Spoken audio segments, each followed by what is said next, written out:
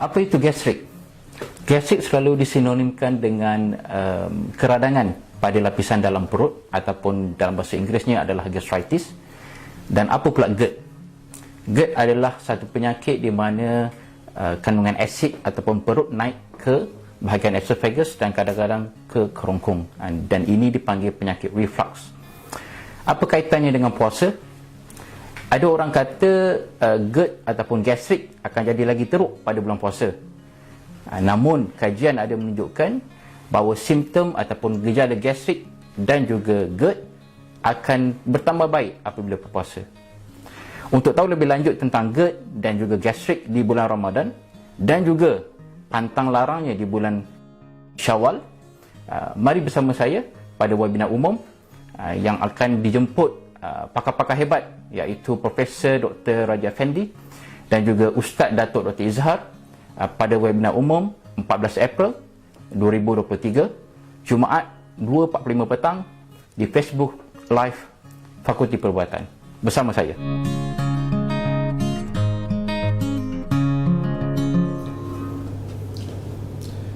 Bismillahirrahmanirrahim. Assalamualaikum warahmatullahi taala wabarakatuh. Salam sejahtera, salam Ramadan.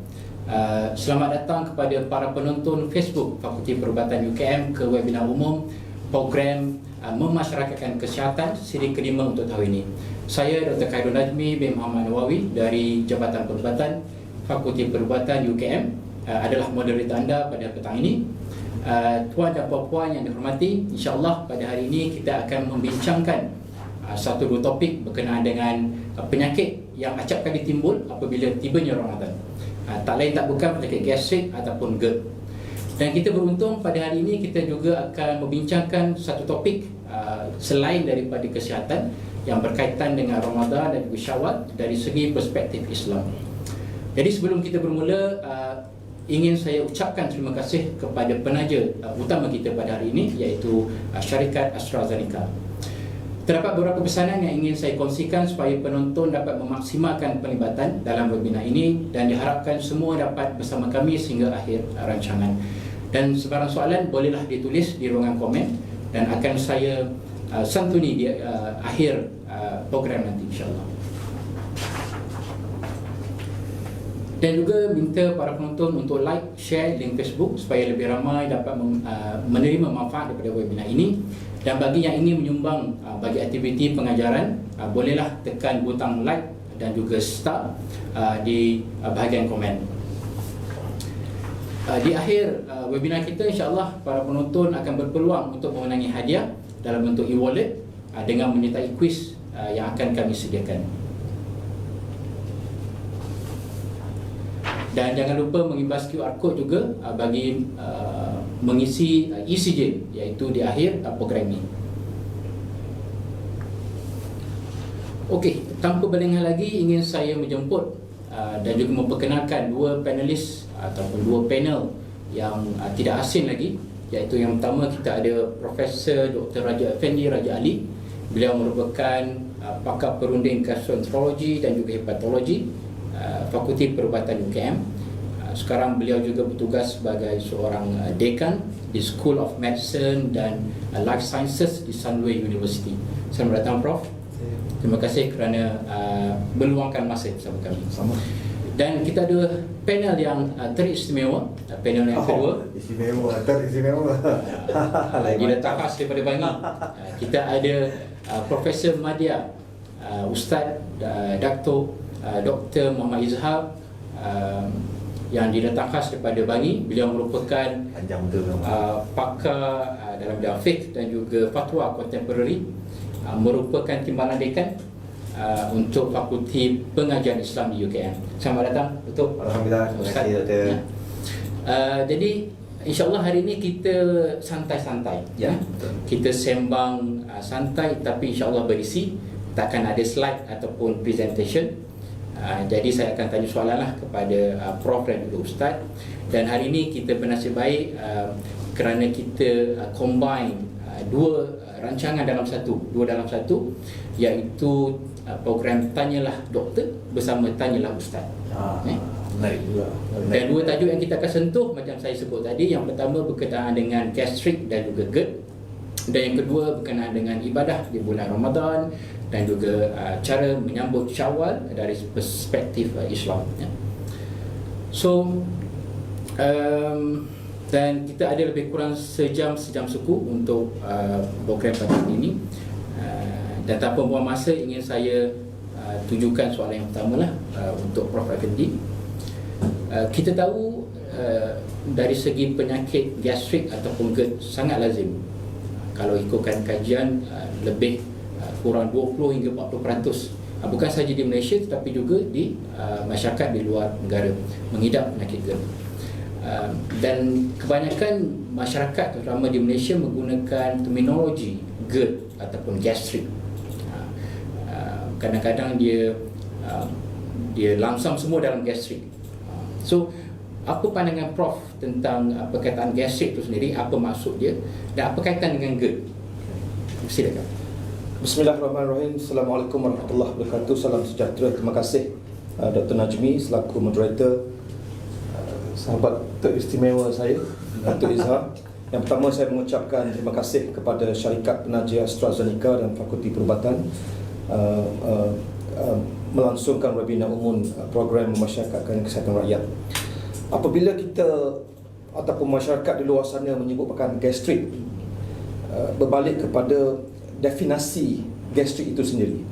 Yang pertamanya, kalau kita melihat dari perkataan bahasa Greek yang ancient dahulu kala, adalah berasal daripada gaster. Gaster itu masuk perut, dan perut itu adalah gastrik, dan masyarakat kita menggunakan perkataan gastrik itu sebagai penyakit. Jadi kalau mereka kata saya ada gastrik, itu betul, pasal semua orang akan ada perut. Yang pertama. Apabila kita melihat ada keradangan ataupun jangkitan kuman ataupun ulcer ataupun masalah lapisan perut kerana inflamasi ataupun inflammation, dan terminologinya sepatutnya dipanggil gastritis. Dan perkataan GERD ataupun dalam bahasa Inggerisnya gastroesophageal reflux disease bermaksud kandungan asid ataupun makanan yang tidak lagi dihancurkan dalam perut kita mengalir ke atas dan telah membuatkan inflamasi ataupun keradangan di antara saluran makanan dan juga perut kita.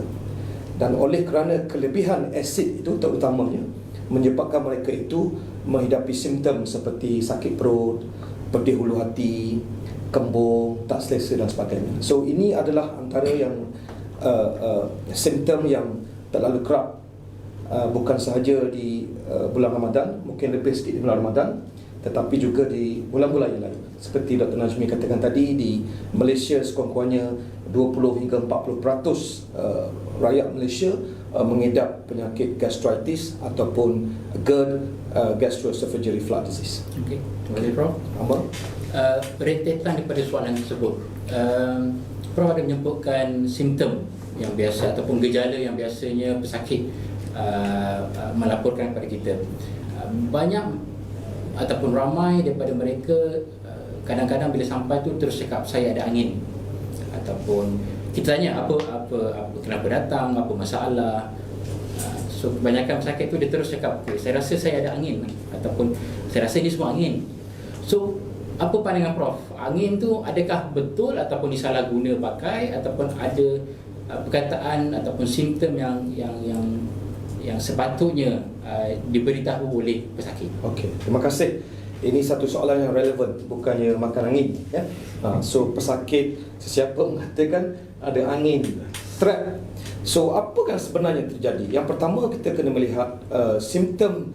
Kalau angin berlebih-lebihan dalam perut kita, ada beberapa faktor yang menyebabkan berlakunya simptom itu. Yang pertama, kalau seseorang itu memakan makanan yang terlalu banyak sehingga perut dia menampung lebih dari sepatutnya. Sepatutnya kalau kita mengikut sunnah Rasulullah SAW, 1/3 air, 1/3 makanan, 1/3 angin.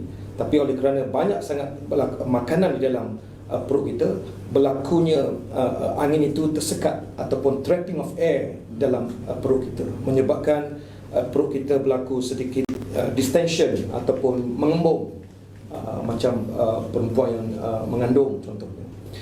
Yang kedua faktor adalah microbiota ataupun kuman-kuman mikroorganisma yang menjadi kawan baik kita di sistem pencernaan dan perhadaman dan juga dalam perut kita. Setengah makanan, terutamanya prebiotik seperti bawang contohnya, mempunyai kapasiti membuatkan seseorang itu komplain berkenaan dengan kembung ataupun distension of the abdomen. Oleh kerana bakteria-bakteria ataupun mikroorganisma itu melepaskan ataupun merembeskan air ataupun angin yang telah kita cernakan daripada hasil pengambilan makanan kita. Dan juga ia berlaku apabila seseorang itu perutnya kosong, tiada makanan, tiada air.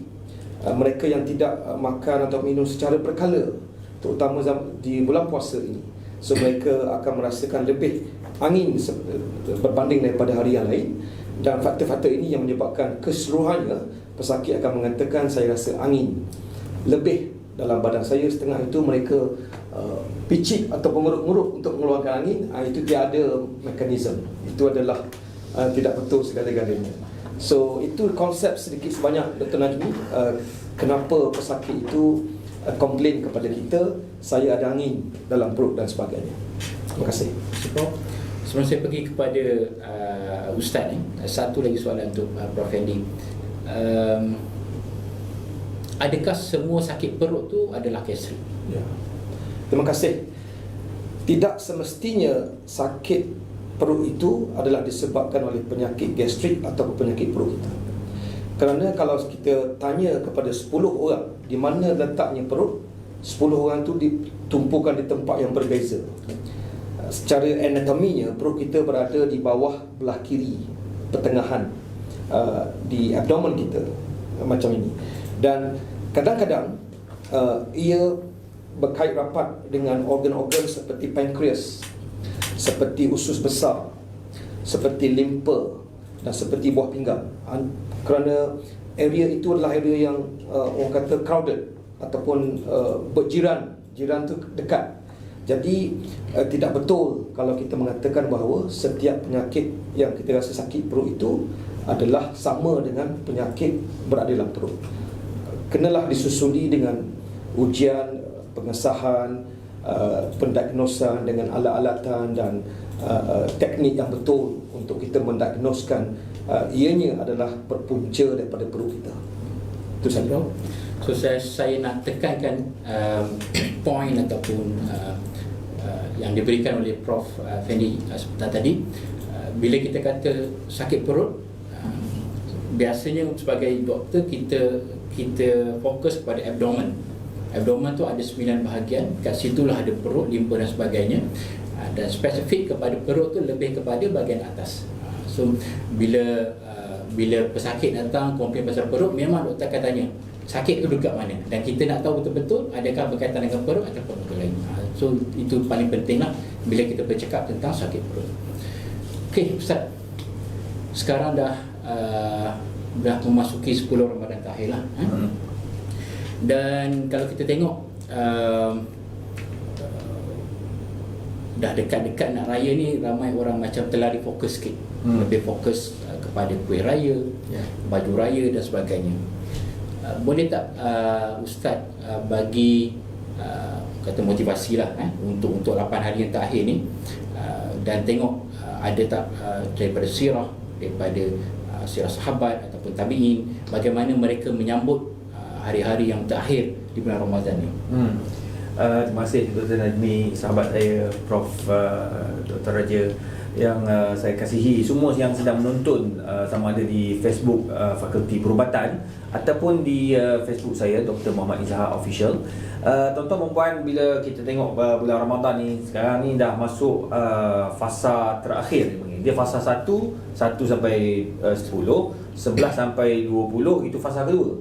Fasa 3 ni lah yang berat sikit. Dugaan dia banyak. Pertama, dugaan membuat dan penyediaan kuih raya. Ini pun dia ada kaitan dengan usus lah, kan? Ada kaitan dengan usus. Kalau lepas raya tu buat buat scan ke apa, penuh kuih raya, ketupat semua ada. Silap pula dengan lidi pun ada, silap pula. Tapi tu nak bagi tahu tu zaman ni zaman dia tengah ujian yang sangat besar. Nombor 2, ujian baju raya dan tudung raya. Tadi staff-staff saya pun dah mula waktu rehat je, kita pergi sembahyang Jumaat, dia orang pergi ke Bangi Bangi atau jangan beritahu nanti kan dia orang pergi semua ni. Satu Malaysia datang, nama datang habis berjam kita, tak masuk UKM kita dia buatnya. Tapi nak bagi tahu semua pakat pergi beli barang, baju raya dan sebagainya.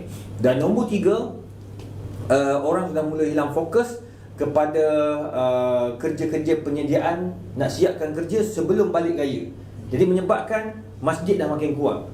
Orang nak pergi masjid pun makin kurang, orang nak pergi tarawih pun makin kurang. Sebab apa? Dia orang nak siapkan kerja-kerja sebelum balik bercuti. Jadi oleh sebab itu kita kena balik kepada sejarah. Macam mana Nabi dan para sahabat mereka ini berkejar-kejaran pada bulan Ramadan, khususnya di akhir Ramadan, Ashrul Awakhir. Taharrau Lailatul Qadar. Mereka akan berkejar-kejaran mencari malam Al-Qadar. Macam mana?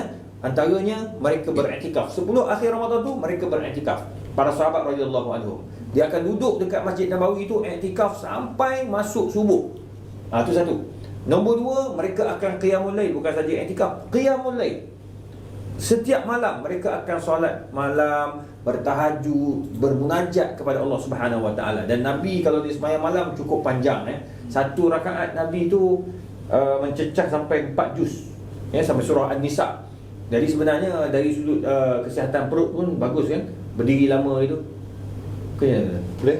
Betul kan? Betul kan? Sebab bila kita makan, kita berdiri lama. Kadang-kadang bila kita buat kajian, kita tengok makanan Nabi dengan cara hidup Nabi itu menyebabkan mudah untuk pencernaan. Buang air. Baru ni saya buat kajian tentang najis. Hatta makanan Nabi pun najis cukup cantik. Dia cukup menarik. Hatta kehidupan Nabi, cara Nabi hidup, cara Nabi semayang, semua itu sangat baik untuk kita amalkan. Dan yang ketiga, Nabi SAW dia sebut saddul mi'zar, ikat kain. Ikat kain dia satu kinayah ataupun satu kenyataan Nabi agar pada akhir Ramadan ni janganlah kalau boleh nak mendekati isteri atau suami. Sebab bila kita mendekati ni kita nak mandi wajib. Kalau mandi wajib kita okey, orang lelaki dah 5 minit siap. Orang perempuan kadang 25 minit. Dia siap-siap mandi dah azan subuh.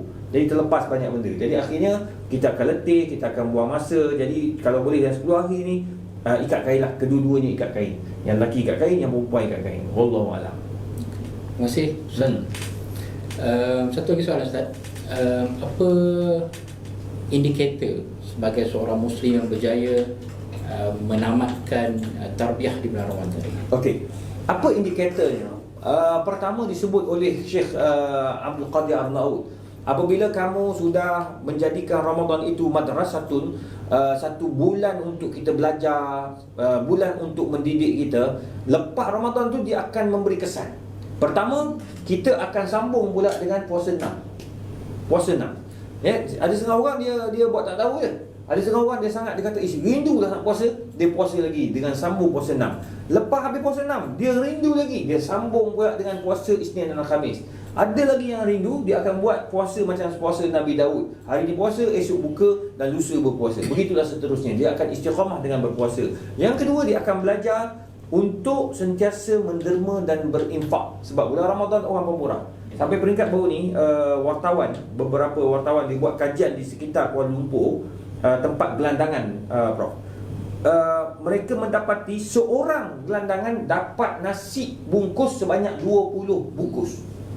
Akhirnya membazir. Tak boleh makan. Nasi biryani dia boleh tahan sampai berapa ya? Malam mungkin dia orang dah masak pagi, petang kalau tak makan, malam dah mungkin basi. Kalau boleh sampai pagi tu nasi dah tak berapa okey. Tapi nak kata sampai peringkat pembaziran orang menderma ni, itu dah tak bagus. Cara kita nak mengurus derma itu tidak sistematik. Patutnya kena lebih sistematik, cara nak memberi, cara nak bagi makan dan sebagainya. Sebab mentang-mentang nak derma, dia bagi gelandangan semua sampai peringkat dia orang longgokkan dekat tepi jalan. Itu tak betul. Tapi bulan Ramadan nak katanya orang pemurah, suka bagi orang makan. Begitulah juga selepas Ramadan, dia akan amalkan menderma dan menjamu orang makan. Sebab menjamu orang makan satu faedahnya, apabila Nabi sebut afshus salam wa at'imut ta'am, wa sallu wan nasu niyam fattadkhulul jannata bisalam, atau kama qala. Bila kau bangun, kau baik orang, kau bersalam-salaman dengan orang, kemudian kau bagi orang makan, jamu orang makan, bangun malam tak tinggal.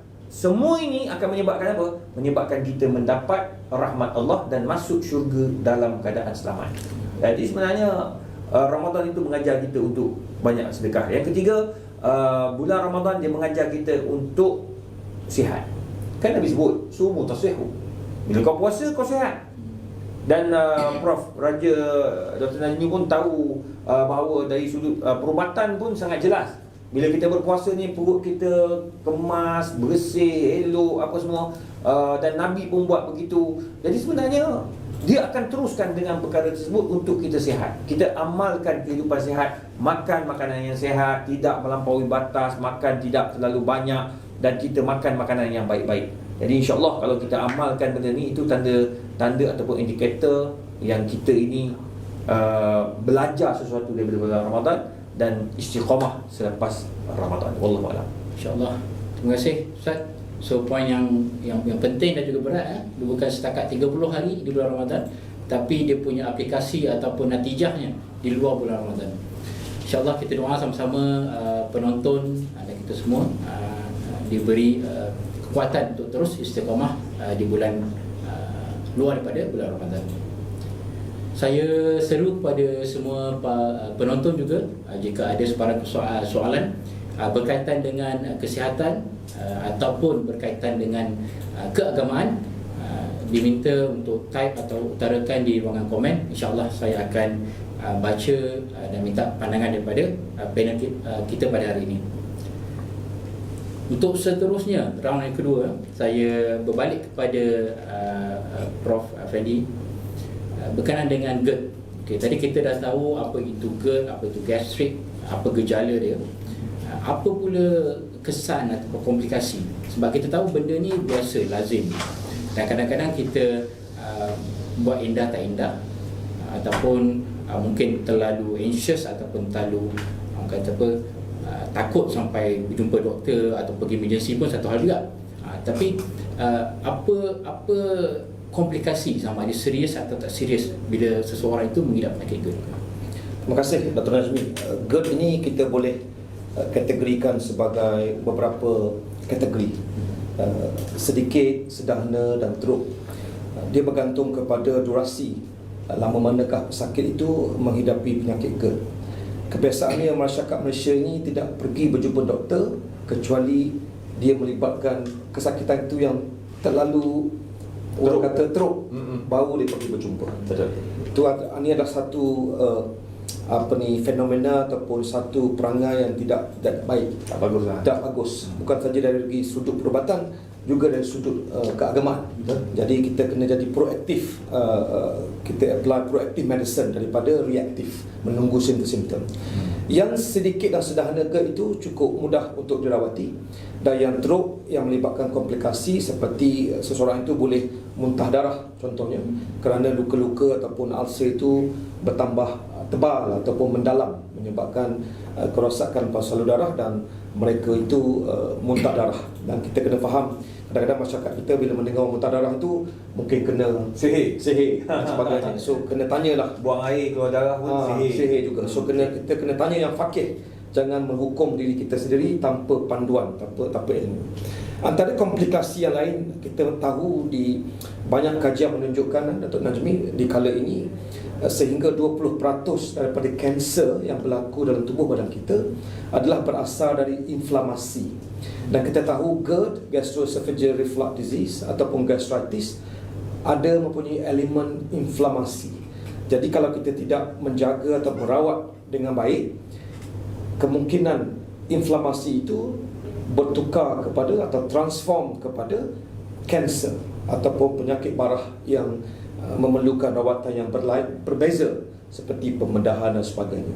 Jadi komplikasi bergantung kepada durasi penyakit itu, bergantung kepada severity ataupun banyak mana keradangan berlaku dalam perut dan dalam saluran makanan kita, dan kita tidak perlu menunggu sampai di saat kita tidak boleh makan ataupun susah nak telan makanan ataupun berat badan turun berterusan. Kita mestilah meminta pandangan kepada doktor yang berkaitan dengan tuan-tuan dan puan-puan sekalian. Itu saja Dr. Najmi yang saya boleh ulaskan. Terima kasih.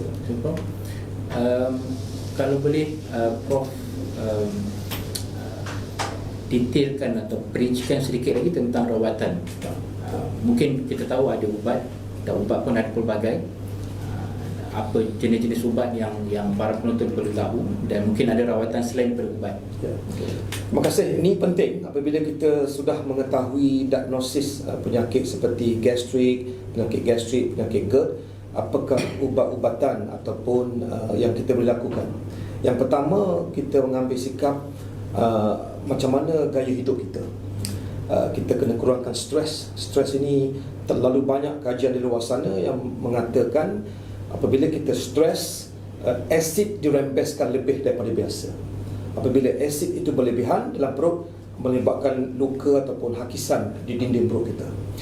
Seperti tidur, kita mesti kena cukup tidur, kerana kekurangan tidur menyebabkan asid juga dirembeskan. Dan merokok, kalau kita seorang yang merokok dan banyak mengidap penyakit gastrik dan GERD, kita mestilah ataupun tanya hukum dan tanya ustaz nanti, wajib atau tidak seorang itu berhenti dan merokok kerana memudaratkan sistem pencernaan dan pahadaman kita.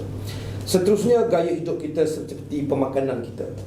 Mengurangkan pemakanan yang boleh trigger ataupun memulakan attack gastrik ataupun GERD itu, seperti berminyak, berlemak, terlalu pedas, makanan yang mempunyai kandungan asid yang banyak, seperti contohnya tomatoes. Semua orang suka tomatoes, tapi kandungan itu mungkin kepada setengah orang tidak sesuai. Tomato kecap ke, tomato puree ke, tomato bulat tu. tomato semua jenis tomato, termasuklah tomato Yang makan? yang bulat yang makan.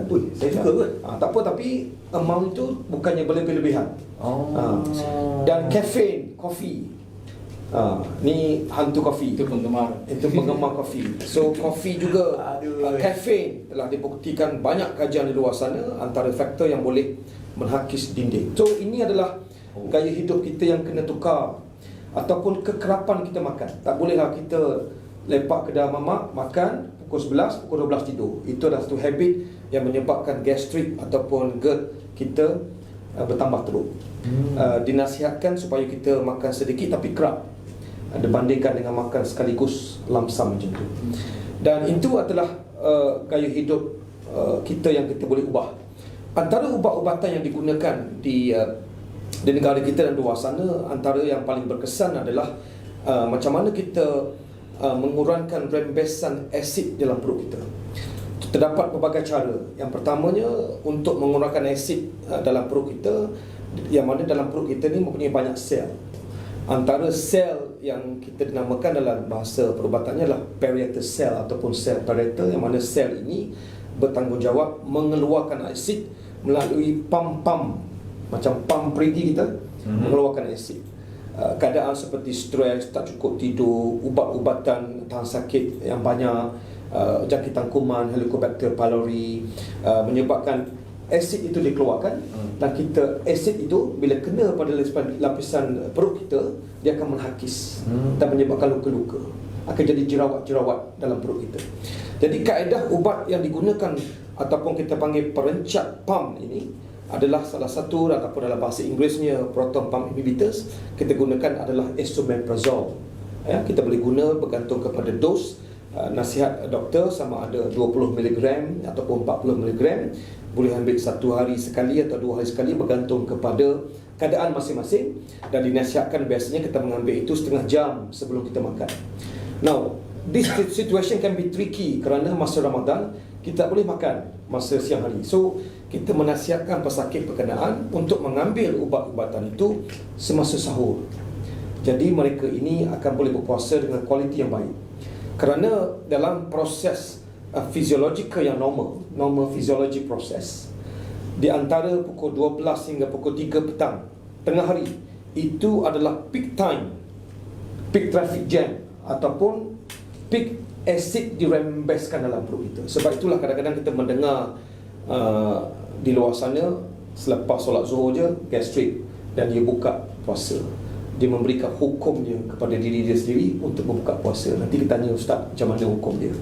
So, antara ubat-ubat lain selain daripada esomeprazole, yang merencap ataupun menutup pam itu yang berkesan mengurangkan rembesan asid sebanyak 80%. Ubat-ubatan yang kita beli seperti Gaviscon, ya, sirap Gaviscon, dia mengeluarkan ataupun lapisan supaya asid itu tidak menghakis lagi dinding perut kita. Ini antara dua ubatan, tapi yang terutamanya perencap pam, esomeprazole yang berkesan untuk melindungi perut kita dihakis oleh asid dan mengurangkan rembesan asid dalam perut kita, sekaligus menyembuhkan GERD ataupun gastritis yang kita bincangkan tadi.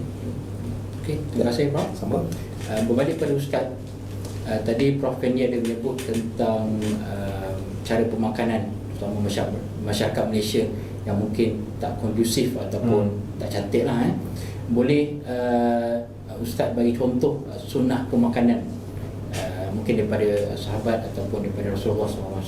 Okey, Nabi ni very simple. Sebenarnya kalau kita kaji makanan Nabi ni semuanya, pertama sekali makanan Nabi kita cuba hari tu ambil dalam 10 ke 15 makanan-makanan yang Nabi biasa makan dan ada dalam hadis. Kesemua makanan buah-buahan yang Nabi makan tu adalah makanan yang mudah serat. Mudah serat dan mana najis tu kita boleh kenal makanan tu baik tak baik daripada najis. Daripada situ dia panggil sehingga dapat dijurnalkan lah. Alhamdulillah dalam Q2 rasanya. Jadi nak bagi tahu sampai peringkat makanan Nabi tu terbukti dari sudut saintifik dan perubatan. Itu yang pertama. Nombor dua, Nabi Muhammad SAW, cara Nabi makan sangat simple. Nabi dia tak makan gelojoh, Nabi dia tak makan laju, Nabi makan sikit tetapi kerap. Bak kata Prof tadi. Nabi makan sikit tapi kerap.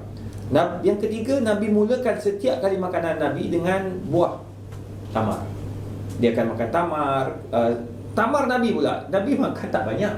Nabi punya tamar, tuan-tuan, selalunya kalau doktor, tamar apa Nabi makan? Ajwa ada. Ajwa kan. Selalu kita akan sebut bila makan ajwa. Makan ajwa. Ajwa adalah tamar yang Nabi tanam. Nabi suka itu sebab ajwa mahal. Sebab dia punya kualiti,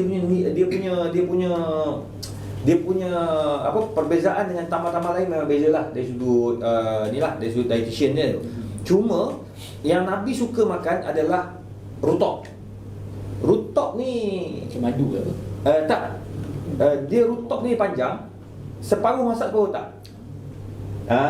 Kalau pergi Mekah kan ada kat hotel, perasan tak? Kat hotel tu dia putih kuning dengan hitam sikit. Kalau kita makan dia keras kan? Dia macam air sikit, dia juicy sikit, lepas tu dia keras sikit, dia semua lengkap. Itu yang Nabi suka. Jadi Nabi makan, dia tak manis sangat. Sebab dia tawar sikit, dia rasa tahu just nice lah, sedap. Jadi Nabi makan 3 biji. Kita kena penyakit tu sebab apa? Standard bang. Dia letaknya satu kotak tu, tengok tu ambil 18 biji. Tu macam mana tak kena potong kaki? Macam mana dia kencing manis tak bertambah? Tu sebabnya Nabi makan sangat Nabi makan simple. Kemudian Nabi tak gelojoh. Nombor 3, Nabi ni kalau dia mulakan makanan tu, mulakan dengan buah-buahan. Antaranya tamar dan juga antara yang Nabi suka buah apa? Buah tembikai. Tembikai. Sayur-sayur Nabi pula yang warna kuning tu, dia panggil labu air. Dan Nabi suka sup. Nampak? Dia Nabi suka sup. Kita hari ni goreng tu pun dah menambahkan kolesterol, dia banyak isu lah kat situ. Tapi Nabi dia ni rebusan dan makanan dan sayur-sayuran Nabi pula sayuran yang baik. Yang kelima, Nabi SAW ni dia kalau dia makan, dia tak makan banyak. Dia makan luqmah atau luqmatan. Dia makan gigit pertama, gigitan kedua. Nabi baru ni ada seorang profesor juga, dia pakar darah tinggi dekat UPM Sedang. So dia kata dia tanya saya, dia kata, Ustaz, saya pelik lah kata. Bila saya duduk perhati orang darah tinggi kan, bila kita tanya balik, rupanya dia baru lepas balik dan makan nasi Arab, kambing, makan sup Arab, sup kambing, macam-macam lah. Dia makan benda-benda yang Nabi suka tau. Jadi dia tanya saya, kata, Ustaz, kenapa apa yang Nabi makan tu menyebabkan kepada penyakit. Saya rasa mesti tak betul tu. Maksudnya tak betul pemahaman kita. Sebab dia takkanlah Nabi menipu. Takkan Allah nipu dia hantar Rasul yang tak betul kan. Rasul ni sebagai ikutan. Muhammadur Rasulullah walladzina ma'ahu asyidda'u 'alal kuffari rahama'u bainahum. Dia tunjulkan Nabi Muhammad tu Rasul kita, dan dia tunjulkan akhlak yang sangat mulia. Dan laqad kana lakum fi Rasulillah uswatun hasanah, ada contoh terbaik dalam semua aspek kehidupan. Jadi takkanlah salah. Bagus Prof ni dia tanya. Lepas tu saya kata sebenarnya cara Nabi makan kambing, memang Nabi suka kambing. Antara tempat yang Nabi suka peha. Nabi suka makan kambing di bahagian peha. Nabi suka daging-daging yang berlemak juga sikit. Tapi Nabi makan walaupun peha, Nabi tak makan macam kita lamb shank habis semua. Tulang dia isap. Dia isap tulang tu bagi balik dekat tong sampah. Anjing pun garu kepala. Kata kenapa ni? Tak ada apa langsung ni. Jin balik awal dia bagi. Kalau orang dengan dia kata jin balik awal. Tak ada apa nak tangguh kata. nak bagi tahu maknanya sampai peringkat tu kau orang sedut tulang tu. Jadi macam mana tak sakit? Nabi dia makan kambing, dia gigit kam satu, batu kongsi. Katakan ni Prof, ada tu juga Pak Wali Munawar kita kan. Dia kongsi sampai kat Nabi dah makan sikit. Dan silap pula tak sampai kat Nabi habis hari ni tinggal tulang. Sebab dia kongsi. Nabi makan hanya Nabi suka, tapi Nabi tak makan banyak. Nabi makan hanya sekadar menghilangkan kelaparan. Kemudian yang paling bagus sunnah Nabi yang kita kena ikut dan sangat terbukti dari sudut perubatan, iaitu banyak minum air kosong. Nabi banyak minum air kosong. Zaman dulu memang Nabi suka manisan, tapi cara Nabi makan manis sama kena faham. Saya kena jelaskan, minum air kosong tu memang Nabi suka. Kalau ikut perubatan memang minum air kosong sebanyak 3 liter kan? 2 ke 3 liter kan?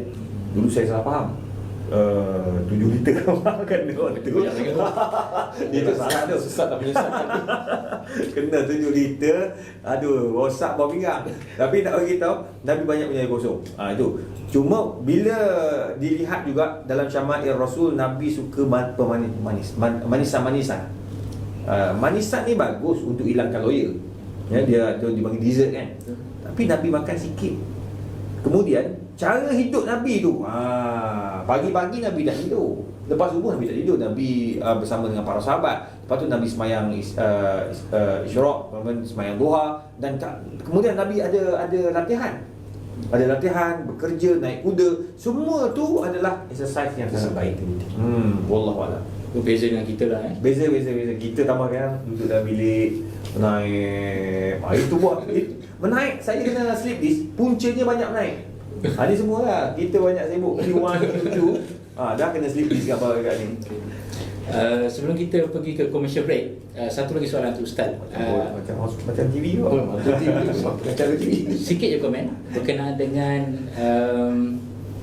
makanan sunnah yang dikomersialkan. Kadang-kadang tak tahulah dia overhype ke ataupun disalah, orang kata pun menunggang agama. Macam mana pandangan Ustaz? Itu pun satu juga saya nak jelaskan. Dia kena faham bila sebut menunggang agama ni, ada setengah orang kata kita ni belajar agama ni jangan ambil upah. Tak betul. Mana kau belajar tu? Itu dia tak betul lah. Kalau itu, buat apa wujudkan Fakulti Pendidikan Islam UKM? Anak-anak murid saya keluar semua lillahi ta'ala, semua naik basikal. Basikal boleh beli pak? Tak, basikal boleh beli. Jadi maknanya seperti mana Prof Dr. Raja dibayar, begitu juga dengan pengajar-pengajar yang lain. Pengajar Islam, pengajar sastra dan sebagainya. Itu kena faham, bukan penunggang agama. Itu yang pertama. Nombor dua, yang dimasukkan penunggang agama ni, kau gunakan agama untuk kau menjual. Lepas tu mereka-reka pula. Ini adalah makanan sunnah, Nabi SAW memang makan benda ni. Bila pula Nabi makan benda tu? Benda tu pun kita tak tahu mana datang mendalah tu. Tu satu. Nombor dua, dia mengatakan bahawa ini campuran-campuran. Contoh, dia ambil tamar, dia campur. Dia ambil tu, campur. Tak tahulah sama ada ia menepati kehendak dietitian ataupun tidak. Badan dietitian ni dia akan cek semua benda tak campur-campur ni. Jadi oleh yang demikian, ia perlu difahami lah. Masyarakat kita jangan mudah sangat bila dengar makanan sunnah tu kita beli, tak. Tetapi kita kena faham bagus atau tidak. Lebih teruk lagi, makan ni sihat. Itu saya takut. Itu jangan kita beli kecuali memang terbukti oleh KKM. Mana KKM keluarkan CJ ataupun memberikan kelulusan, dapat logo si KKM ke apa benda, adalah dia punya tulis itu diluluskan oleh KKM, itu baru boleh terima. Kalau tidak, jangan makan sebab saya khawatir ialah makan tu sihat kanser payudara. Makan ini sihat usus, kanser usus. Jadi Prof boleh rehat pencen awal. Buat makan benda tu sihat, tak payah buat masalah lah. Tak ada GERD semua tak ada dah. Jadi masalah ni. Jadi ada pula yang gunakan rambut Nabi. Dia kata ini, dia tak ambil lah rambut Nabi. Dia kata dia pergi ke suatu tempat yang ada rambut Nabi. Jadi dia celupkan dalam air, botol air tu. Dia balik Malaysia, dia kembangkan air tu. Dia kata jadi air ni ditambah jadi air rambut Nabi. Ini semua tu ini jelas-jelas lah menunggang agama. Terima kasih Ustaz. Rasanya semua dah kering tekak sikit, tapi tak boleh nak minum. Tak ada air Kita akan berehat sebentar, mungkin dah seminit dua. InsyaAllah untuk para penonton, sila kemukakan soalan di ruangan chat dan kami akan santuni selepas ini. Jumpa lagi.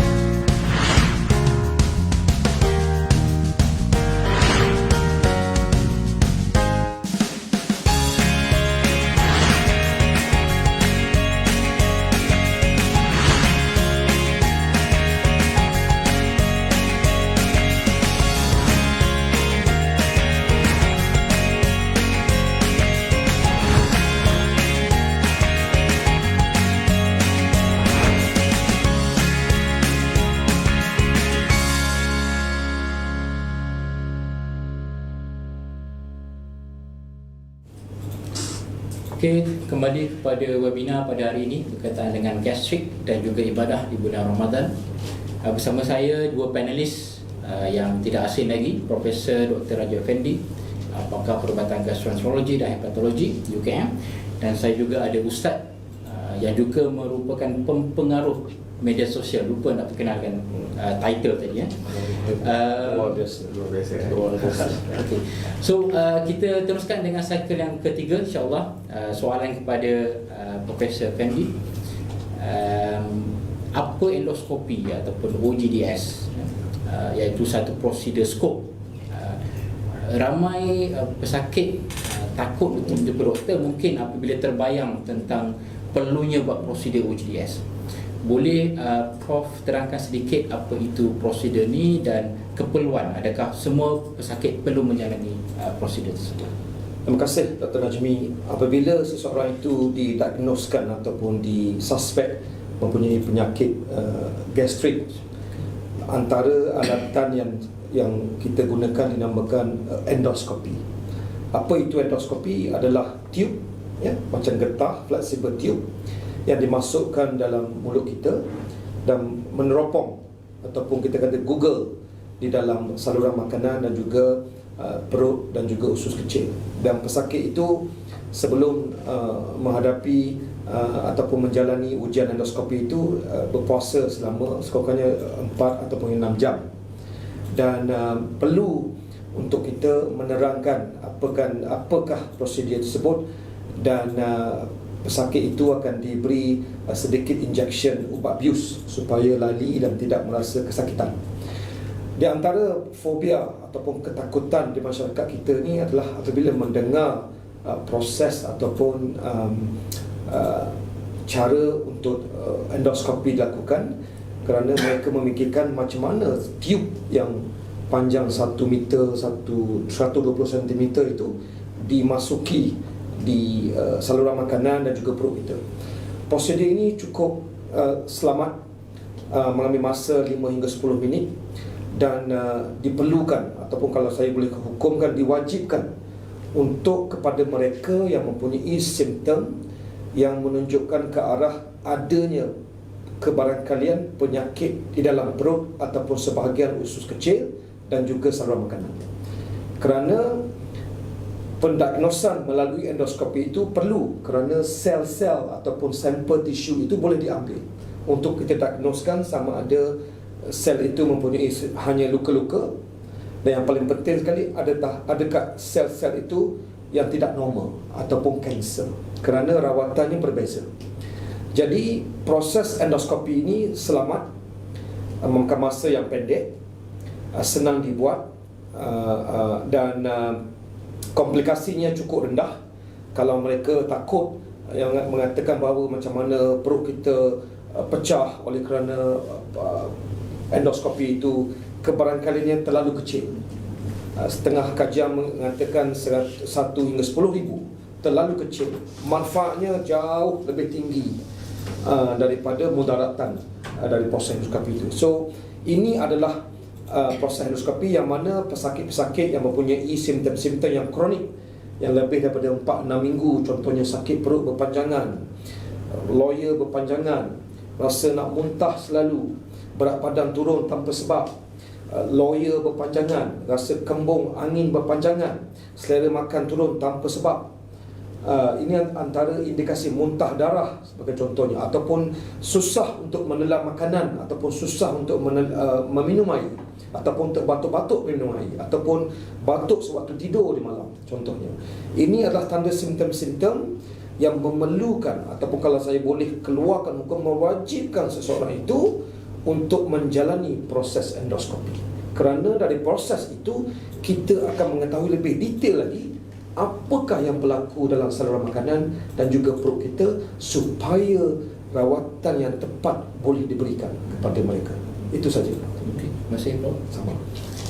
Soalan pada Ustaz berkaitan dengan OGDS ataupun skop ni, jika dilakukan di bulan puasa ke atas seorang Muslim, dari segi hukum sah puasa tu, adakah masih dikira berpuasa ataupun terbatal, bagaimana? Okey, dia ada 3 keadaan. Pertama, kalau katakan benda itu diperlukan, ya, maknanya wajib buat sebab kita sakit dan sebagainya, maka para ulama jelaskan kita tak payah puasa dan kita berbuka terus. Kerana dia masuk ke atas kan? Atas ke bawah? Atas. Kita buka puasa terus. Satu pandangan yang lain pula mengatakan bahawa masuk itu bukan mengenyangkan. Dia masuk untuk membuat rawatan. Macam kita UKM macam mana? Doktor buat macam mana? Kumuluk. Masuk kumuluk macam mana? You batalkan puasa dia tak? Dia bergantung. Biasanya dinasihatkan untuk tak berpuasa lah. Tak berpuasa, so, biasanya bila kita buat skop tu, kita akan repeskan banyak air untuk cuci, supaya dapat lagi nampak lapisan. That's why dia ada 2 ulama bincang detail dalam hal ini dalam fiqh mu'asarah. Dia kata kalau kita sekadar masukkan untuk tengok ni apa, kapsul, bukan kamera masuk kamera kan. Untuk sekadar untuk mengenal pasti itu tanpa mengenyangkan, dia bawa keluar, tidak membatalkan. Kerana tujuannya adalah untuk merawat. Selalunya bila dia masuk menggunakan air dan sebagainya, itu akan membuatkan kepada batal puasa. Jadi dia selalunya ulama kata batalkan puasa pada hari tersebut kerana dia termasuk daripada orang yang sedang sakit. Jadi itu alasan diberi oleh ulama, dan hukumnya harus untuk tidak berpuasa pada hari tersebut, ya. Dan manakala batal tak batal tengok pada keadaan dan situasi dia. Itu yang pertama. Nombor 2, ada sebab tadi dia buat dan dia tak berdosa. Nombor 2, dia berdosa. Dia berdosa kerana dia sengaja. duduk saja tengah-tengah dengar ceramah, dia ambil pipe masuk ke mulut, masuk kelas, tak ada kerja, lepas tu bawa keluar. Itu memang batal. Sebab apa? Tidak ada keperluan dia berbuat demikian, dan dia buat boleh mendatangkan mudarat pula kepada dia. Itu hukumnya berdosa dan haram. Nombor 3, makruh ini batal atau tidak, dia akan dia menyebabkan kepada situasi yang kita kena tengok. Makruh untuk kita saja-saja nak pergi merawat perkara tersebut, sedangkan benda tu boleh buat selepas rawatan. Jadi kalau boleh ditundakan, tunda. Tapi kalau dah doktor macam Prof Raja sebutlah tadi, kalau dah tahu sakit dan mendatangkan mudarat, kau kena datang cepat, sebab dia akan mendatangkan bahaya kepada kita kalau kita lambat. Jadi oleh sebab itu, tengok pada situasi dan keadaan, dan kita tak boleh nak tentukan bahawa ini batal terus, ini tak batal terus. So tengok pada situasi dan keadaan. Al-hukmu yaduru ma'a illati. Hukum itu akan ditentukan berdasarkan illah dan keadaan dia pada waktu itu. Retikan kepada itu Ustaz, boleh Ustaz terangkan lebih sikit apa situasi atau kondisi yang membolehkan pesakit mengambil rukhsah untuk tidak berpuasa? Apa rukhsah untuk tidak berpuasa bagi orang-orang yang sakit lah? Pertama, telah diarah oleh pakar perubatan Muslim pula tu. Maknanya doktor perubatan tu sendiri bagi tahu, okey Ishak, esok tak boleh puasa, sebab kami akan membuat rawatan secara terperinci, sama ada melalui atas atau bawah, melalui rongga A atau rongga B, tak kisah, yang penting kamu tak boleh puasa. Itu dibenarkan rukhsah. Azimahnya, dia rukhsah azimah ni dia kena faham dua-dua ni. Sebab orang kita dia tahu rukhsah dia, azimah tak tahu. Azimah ni dia kena berpuasa penuh. Kalau azimah ni juga dia kena semayang 4 Zuhur 4 Asar. Tapi rukhsah dia membenarkan kita ambil 4 jadi 2 Zuhur 2 Asar, gabung pula waktu lain, waktu Zuhur atau waktu Asar, jamak takdim atau takhir. Puasa ni begitu juga. Asalnya kita wajib puasa penuh subuh sampai maghrib. Tapi disebabkan kita sakit, kita dibenarkan untuk tak berpuasa, tapi dengan syarat kita kena ganti. Itu yang pertama lah, yang membenarkan kita mengambil rukhsah. Nombor 2, musafir.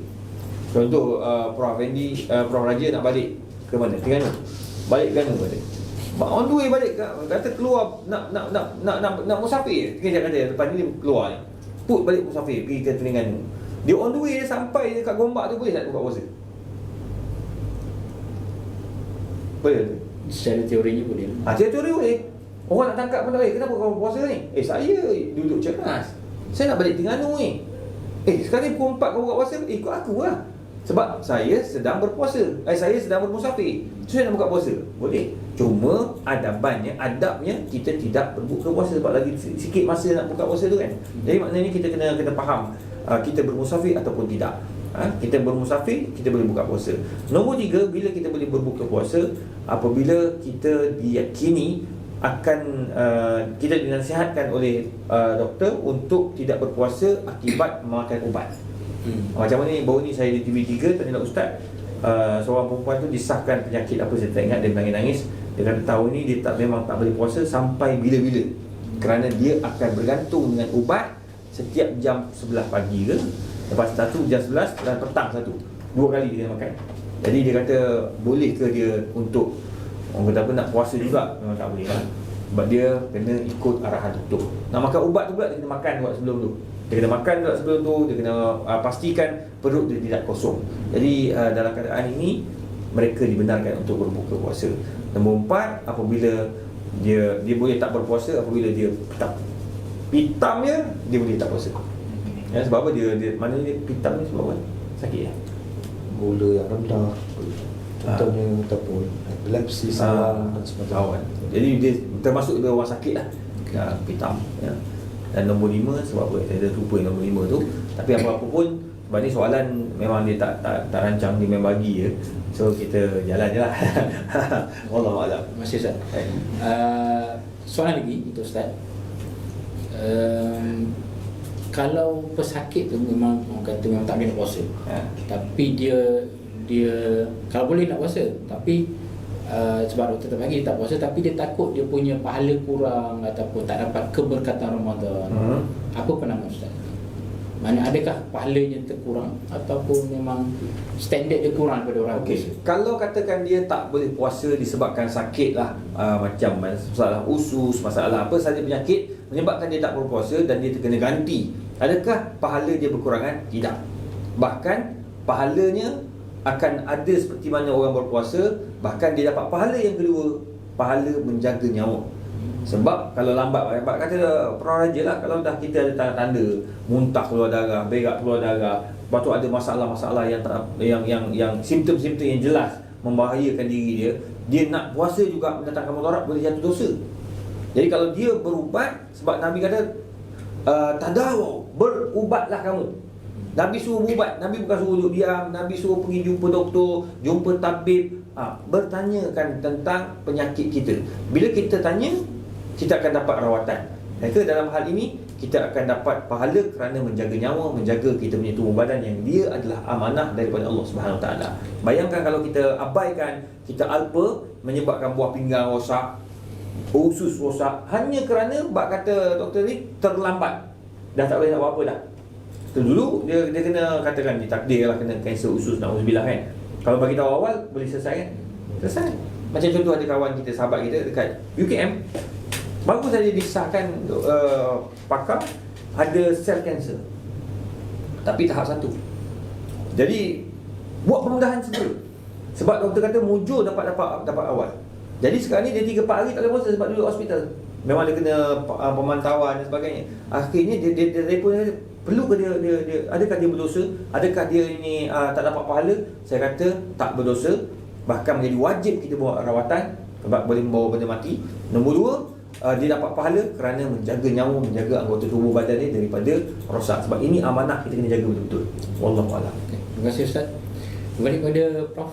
Raja Fendi, GERD dan juga puasa lah. Ramai orang komplain kata bila berpuasa dapat GERD. Tapi kalau bila saya tengok ada kajian menunjukkan actually bila puasa tu GERD tu dia makin baik. So apa pandangan Prof tentang GERD dan juga puasa? Yang pertamanya, banyak faedah yang kita dapat daripada berpuasa. Apabila seseorang itu berpuasa, maka pengambilan kalorinya berkurangan dan berat badan pun turun. Kepada mereka yang mengidap penyakit GERD, badannya besar, bila penurunan badan berlaku, GERD dia bertambah bagus. Yang kedua, apabila seorang berpuasa, banyak kajian menunjukkan kadar inflamasi, bukan inflasi, Ustaz? Lain. Kadar inflamasi menurun dan menyebabkan keradangan dalam perut kita berkurangan. Kerana puasa tadi menyebabkan GERD kita bertambah baik. Yang ketiga, kita melihat dari segi insulin sensitivity ataupun macam mana berpuasa ini meningkatkan insulin, hormon sensitivity dalam badan kita, menyebabkan kebarangkalian untuk kencing manis berlaku kurang. Dan mereka yang kencing manis pun yang tahap sederhana mungkin jadi baik kerana fadilat ataupun faedah berpuasa. Banyak kajian juga menunjukkan bahawa berpuasa ini meningkatkan sistem imun kita. Kerana kita berpuasa boleh mengubah sistem imun kita menjadi lebih baik kerana faktor protein-protein yang tidak normal tidak mendapat lagi sumber-sumber makanan yang mungkin toksik kepada badan kita, terutamanya makanan yang tidak sihat, air gula, berkarbonat dan sebagainya. Dan kajian yang terbaru adalah menunjukkan populasi mikroorganisme ataupun microbiota dalam usus kita bertambah baik apabila seorang itu berpuasa. Yang mana kita tahu dia punya ratio ataupun nisbah microbiota yang baik dan tidak baik berada dalam seseorang. Dan apabila seorang berpuasa, banyak kajian menunjukkan penambahan atau peningkatan microbiota yang baik berlaku dalam sistem usus pencernaan. Dan kalaulah kita berbuka puasa dengan merokok contohnya, nanti tanyakan hukum nanti. Merokok itu sendiri menyebabkan GERD menjadi teruk. Jadi puasa ini bukan sahaja memberi manfaat kepada spiritual, mental, fizikal, tapi untuk kesihatan kita juga. Jadi agak bersesuaian apabila Ramadan sudah habis dan mereka yang sukakan puasa sambung dengan puasa Syawal, Isnin dan Khamis dan sebagainya. Saya rasa dan puasa juga telah diamalkan bertahun-tahun yang lalu. Kita tahu mereka yang ingin menurunkan berat badan melakukan intermittent fasting. Intermittent fasting ini seperti puasa Isnin dan Khamis yang telah dibuktikan banyak kajian yang mana boleh memberi faedah kepada kita semua. Itu saja. Okay, terima kasih. Kita sedar tak sedar dah sejam kita bersembang. Mungkin soalan terakhir untuk pusingan forum lah. Kemudian kita boleh buka kepada soalan-soalan daripada penonton lah. Pandangan Ustaz tentang penetapan tarikh 1 Syawal. Macam mana? Sekarang tengah Sekarang ni Kita perlukan endoskopi untuk endoskopi kan tak. Okey. Dia ialah sekarang kaedah dah berbeza. Kalau dalam zaman dulu, zaman Nabi, ya, zaman para sahabat, zaman empat mazhab, mereka melihat kepada anak bulan itu menggunakan kaedah imkanur ru'yah, kemungkinan untuk melihat dengan mata kasar. Ya. Jadi setelah zaman itu berkembang, maju, kemudian teknologi makin maju, maka wujudlah sistem hisab, pengiraan, ya, menggunakan kaedah pengiraan. Itu yang ada tarikh-tarikh tu dia panggil tawarikh.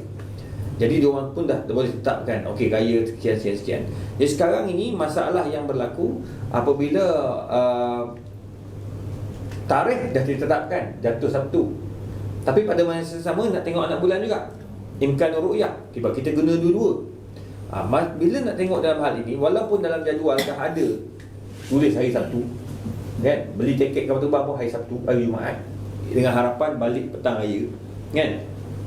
Namun begitu, hari Sabtu, hari Khamis, mufti-mufti seluruh negara akan tengok anak bulan dengan pakar-pakar falak.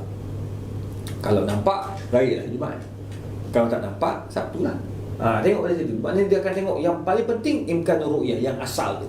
Jadi dalam hal ni, macam sekarang rakyat kita sudah susah, dah kelang kabut, semua pakat bekerja. Bila raya yang sebenar? Sebenarnya tak ada isu pun. Dari dulu lagi kita dah macam ni kan. Ingat zaman kita muda kecil-kecil tu, kita tak kisah pun bila tarikh tak kisah. Sebab kita akan tunggu malam pengumuman, sama ada esok atau lusa. Selalunya lusa, kan? Selalunya umum lusa kita raya, malam ni sambung tarawih. Kalau tak pun dia umum esok raya dah tak tarawih. Tahun lepas lagi best. Tahun lepas memang kalut betul. Tahu tak saya mana? Saya on the way pergi cakap, mak, kita sekirah nak pergi tarawih on the way dekat Damansara. Dah on the way dah.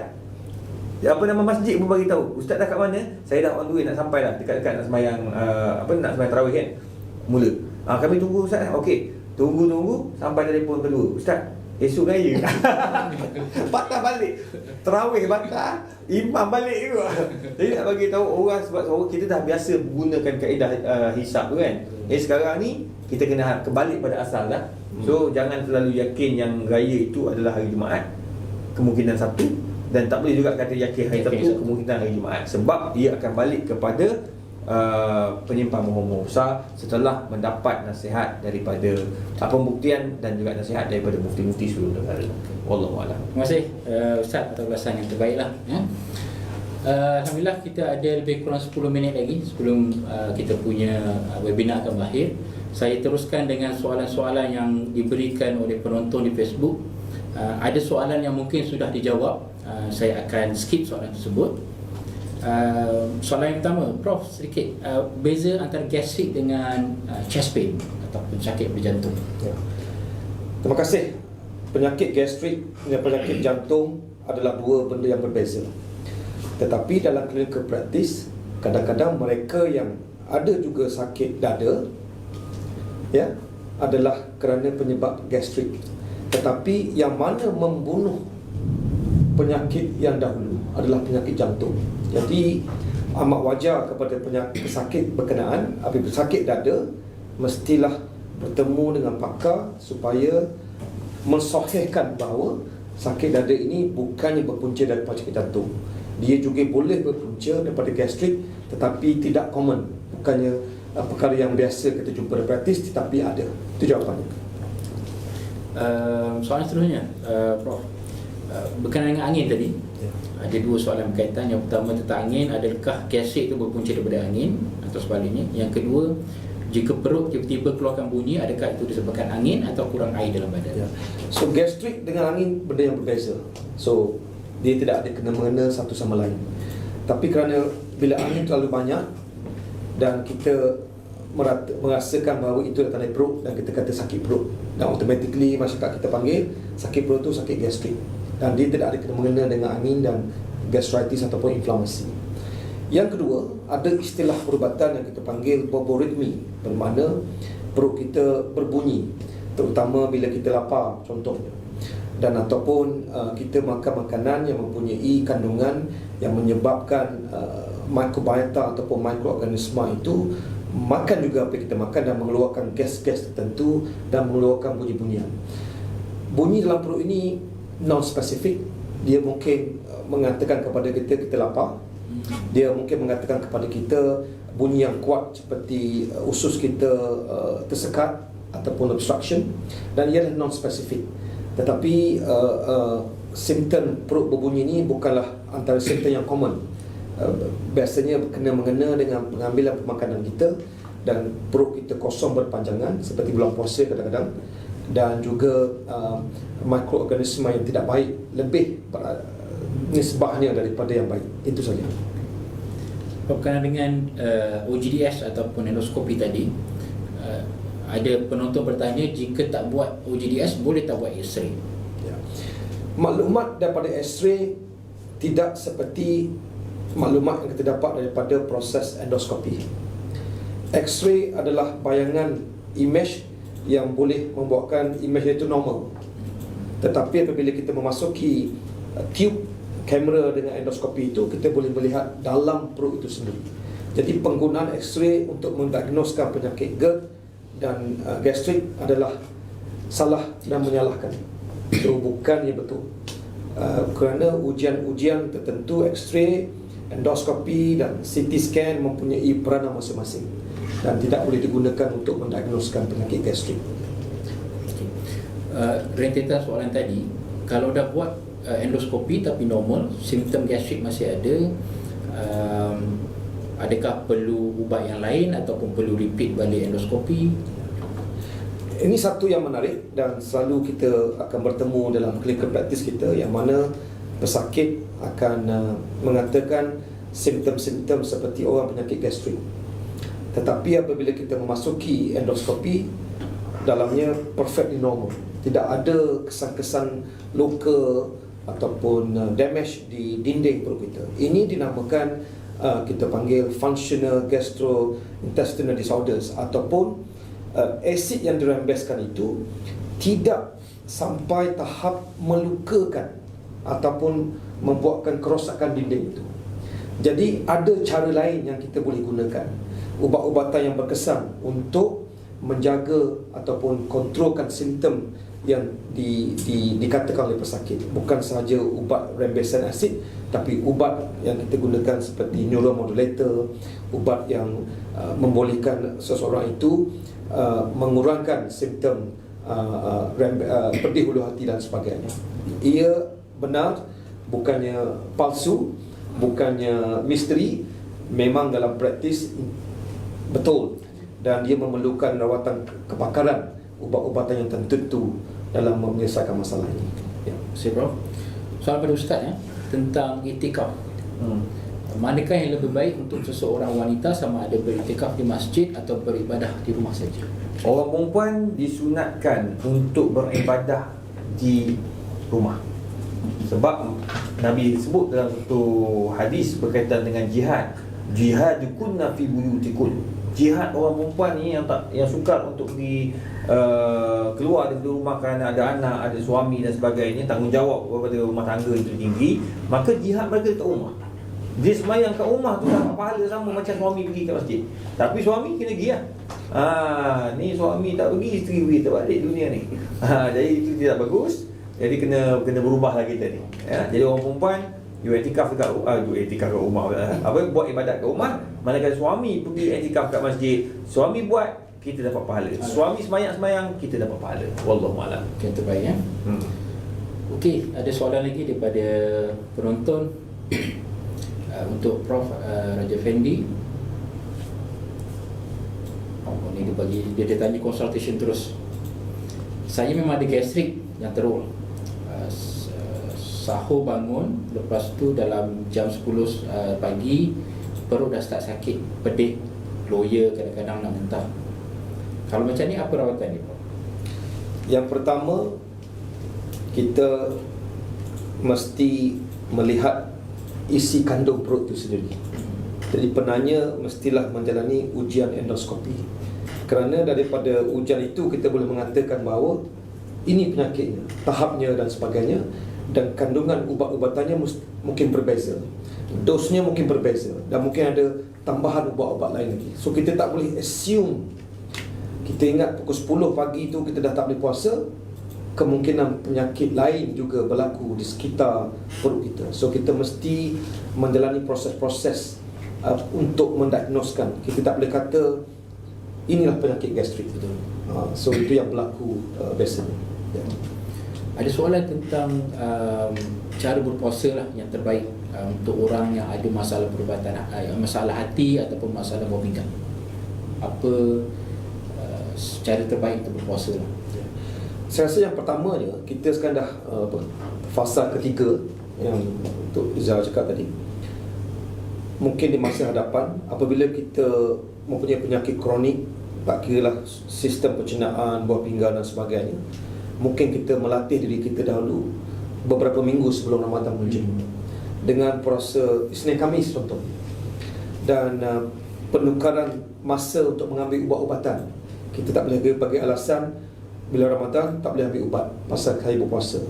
Tukarkan, be flexible, jangan rigid dalam hidup, ya. Tukarkan masa itu, mengambil masa sahur dan masa iftar atau sebelum tidur. Jadi dari kesimpulannya, apa jenis penyakit sekalipun, pesakit itu mestilah mendapat nasihat daripada pakar masing-masing. Kita mesti dengar nasihat pakar, mufti dan ahli falak sebelum raya. So tak payah bising-bising, tunggu dari pakar. Sama dengan kes ini juga. Mana-mana penyakit, contohnya penyakit kronik buah pinggang, tanya pakar buah pinggang. Penyakit jantung, penyakit kencing manis dan sebagainya. Dan penyiapan kita mesti strategik dalam menyiapkan diri kita sebelum Ramadan menjema. Banyak mana puasa, atau perlukah kita puasa, ataupun puasa itu boleh memudaratkan kesihatan kita, which is tidak bagus dan sebagainya. Saya rasa kita mestilah proaktif dalam memelihara kesihatan kita supaya kesihatan kita itu boleh menjadi optimal dan menjalani ibadat secara yang optimal dan kualiti yang baik. Itu respon saya. Saya Prof, dah pukul 4, saya ada satu soalan terakhir untuk Prof Fendi dan satu soalan terakhir untuk Ustaz lah. Pergi pada Ustaz dulu. Tips ataupun cadangan cara menyambut Syawal dengan terbaik lah. Okey. Cara menyambut Syawal yang betul pada malam hari raya itu, kita sudah semestinya lah kita akan amalkan sebagaimana kita tidur di bulan Ramadan. Sebab hari ini kita lihat kita dah salah buat. Kita tidur pukul 3-4 pagi, bukan bertahajud. Dia sibuk dengan benda-benda lain. Semua ni orang panggil buat kerja last minute. Ya, ada yang memasak pun ialah last minute. Ada je yang masak awal. Dia dah potong siap-siap, esok dia bangun awal pagi.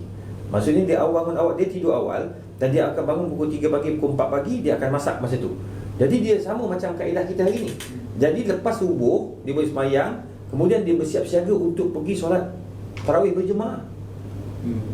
Tarawih berjemaah, apa ni? Aidilfitri berjemaah. Sekarang ni bila dia dah tidur pukul 3 pagi, pukul 4 pagi, baru nak start tidur, bang, ini silap air bulan, subuh jalan, solat Aidilfitri, dia sedar-sedar dah pukul 8 pagi. So orang datang tu raya. So subuh tak bayar lagi. Jadi tolong hati-hati. Sebab saya tengok ada yang buat macam ni tau. Dia akan tidur awal dan mereka akan bangun awal pukul 3 pagi. Dia tahajud, pukul 4 dia start masak. Pukul 4. Saya pun buat macam tu. Pukul 4, pukul 5, pukul 6 tolong bantu rumah apa. So pukul lepas tu sembahyang subuh, siap-siap untuk pergi ke masjid. Jadi sebab itu antara tip untuk kita nak menyambut hari raya dalam keadaan kita dapat menunaikan solat berjemaah di masjid di awal pagi. Wallahu a'lam. Terima kasih Ustaz. Soalan Prof daripada penonton berkaitan dengan probiotik. Prof, kenapa bila saya ambil probiotik saya kena keracunan, tiba-tiba muntah dan ciri birik esoknya? Nombor satu, kita kena faham kegunaan probiotik. Yang pertamanya, makna probiotik. Apakah itu probiotik? Probiotik ini adalah satu suplemen yang mempunyai kandungan bakteria yang hidup, yang boleh berpotensi memanfaatkan sistem perhadaman ataupun pencernaan kita. Dan kita kena faham dalam probiotik itu banyak kandungan bakteria-bakteria yang tertentu. Jadi bakteria mana yang kita ambil, dan ini juga mestilah dirujuk kepada doktor pakar, bukan sewenang-wenangnya dibeli di kedai-kedai dan sebagainya. Kerana setengah probiotik itu boleh membuat mereka pergi membuang air besar terlalu kerap dan tak perlu kita untuk ambil. So saya rasa kena bertanya kepada pakar. Jangan sewenang-wenangnya membeli probiotik. Sama juga ubat-ubatan untuk gastrik kita yang saya sebutkan, ubatan seperti esomeprazole, ya. Antara ubatan-ubatan yang begitu berkesan untuk menangani masalah gastrik ataupun masalah pengurangan asid di dalam perut kita, dan ternyata berkesan dan telah digunakan oleh ramai pakar-pakar bukan saja di Malaysia, di seluruh dunia, dan terbukti untuk menangani penyakit GERD dan gastrik dengan very effective. Itu saja Dr. Haji. Okey, terima kasih Prof. Dr. Haji Effendi. Dengan itu tibalah kita ke bahagian yang terakhir, iaitu sesi kuis. Dan insya-Allah pemenang ada hadiah, iaitu e-wallet. Jadi sementara kita biar para panel untuk berehat, boleh kita buka sesi kuis kita. Ada kod yang tertera, boleh join, masukkan kod, dan kita akan mulakan dalam beberapa saat lagi. Ada berapa pemenang? 3 kan? Ya, kita ada 3 pemenang.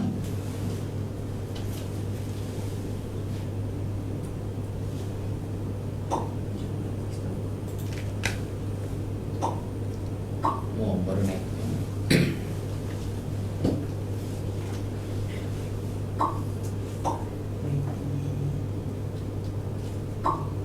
Raya mana tuan Ustaz? Raya mana? Kelantan. Oh, jauh dah. Balik rumah isteri saya. Prof, tengah dengar? Kuala Lumpur. Dia kumpul lagi ya. Ya, mana ingat kampung lah.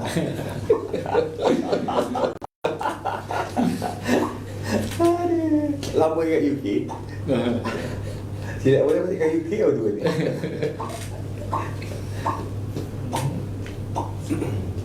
1 minit.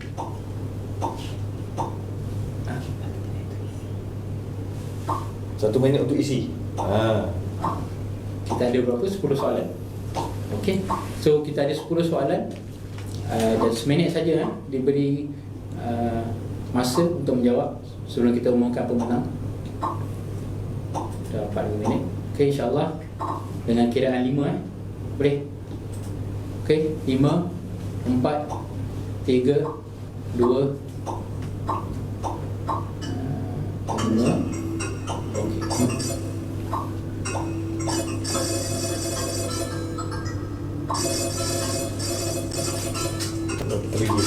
Bapak namanya Masa banyak Yudi ya.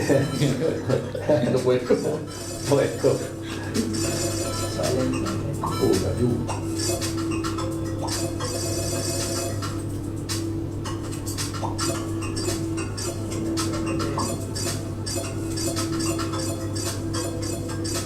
Itu soalan.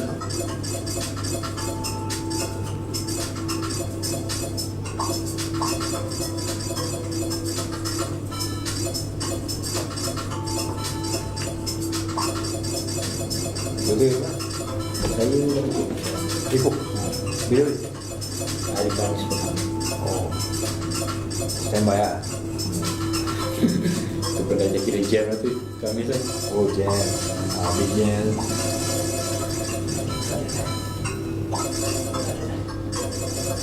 Hospital ada jaga? Hospital ada tim yang akan tak semua juga. Jaga.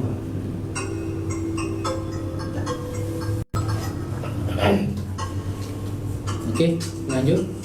Dah habis ke belum? Ya, okey. So kita tengok siapa pemenang, insya-Allah.